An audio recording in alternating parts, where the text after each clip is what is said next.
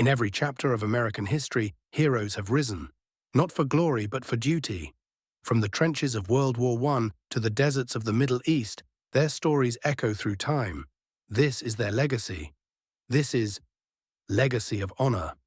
Tucked into the mist-covered valleys of northern Tennessee lies Pall Mall, a place where life was as simple as it was hard.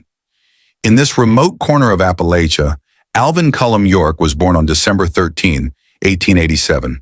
His family lived in a modest log cabin, scraping by through farming, hunting, and faith. From a young age, York became intimately familiar with hardship, but also with nature, marksmanship, and the deep spiritual rhythms of mountain life. Though a gifted hunter and respected in the community, young Alvin York was known as a drinker and a fighter, until a revival meeting changed his life. In the glow of flickering lanterns inside a country church, he fell to his knees and gave himself to God. That moment marked a turning point. He traded saloons for scripture and anger for purpose. His transformation was profound. He became a devout member of the Church of Christ in Christian Union, committed to living by the Word. When the United States entered World War I, York was drafted. The call to war, however, collided head-on with his faith. He pored over the Bible by candlelight, seeking answers. Could a Christian, called to turn the other cheek, carry a weapon and take a life? He submitted a conscientious objector request, but it was denied. His spiritual crisis deepened. Was it possible to serve both God and country? York reported for duty at Camp Gordon in Georgia in 1917.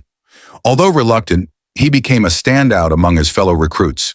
His skills as a marksman, honed from years of hunting in the Tennessee woods, quickly set him apart. He earned respect from his superiors, not just for his accuracy, but for his humility. Yet even then, the conflict within him raged on. He obeyed orders, but questioned the righteousness of war. After months of internal struggle, York sought solitude beneath a great oak tree. With his Bible in hand, he read and prayed for guidance. There, under the Tennessee sky, he found clarity in the words of Scripture. That defending the innocent was not a betrayal of faith, but an expression of it. He came to believe that protecting others, even in war, could be a divine duty. With resolve, he accepted his role. Fast forward to October 8, 1918.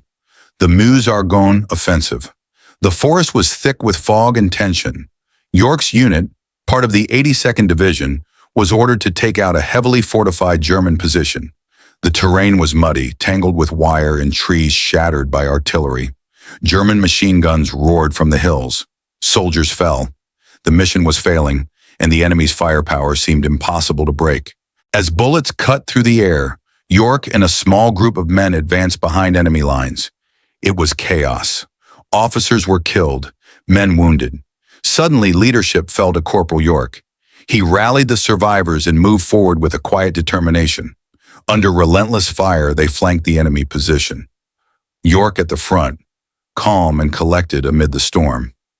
In that moment, the Tennessee farmer became a battlefield leader. Alone, York charged a German machine gun nest. With his rifle and pistol, he moved like a ghost through the trees, taking out gunners with deadly precision. At one point, 6 German soldiers rushed him with bayonets. He dropped each one with his pistol, reloading on the move. His bravery wasn't reckless. It was precise, measured, and rooted in something deeper than courage, faith and duty. Alone, York charged a German machine gun nest. With his rifle and pistol, he moved like a ghost through the trees, taking out gunners with deadly precision. At one point, 6 German soldiers rushed him with bayonets. He dropped each one with his pistol, reloading on the move.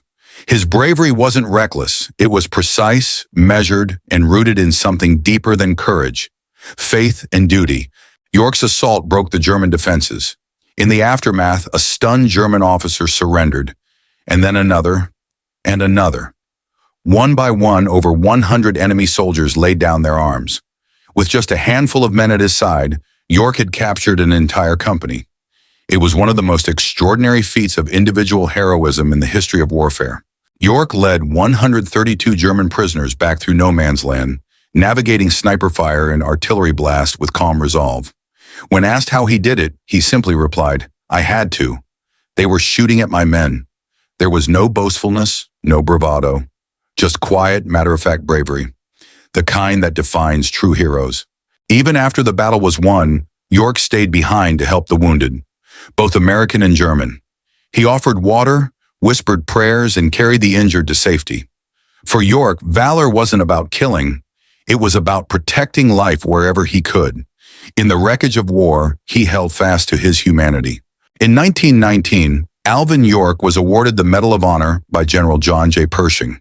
He was also decorated by the French and the Italians. York had gone to war reluctantly, but served with unmatched valor. The United States called him a national hero.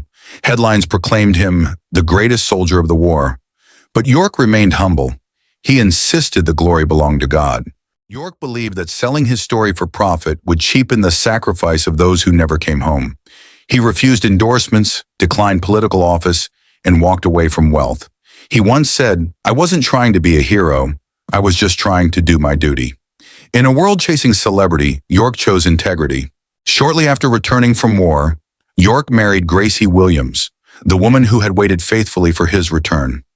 Their wedding, held in a country church not far from where they first met, was simple, beautiful, and filled with joy. Together, they would build a life of love and service, raising 8 children and founding a school for underprivileged youth. York dedicated the rest of his life to education.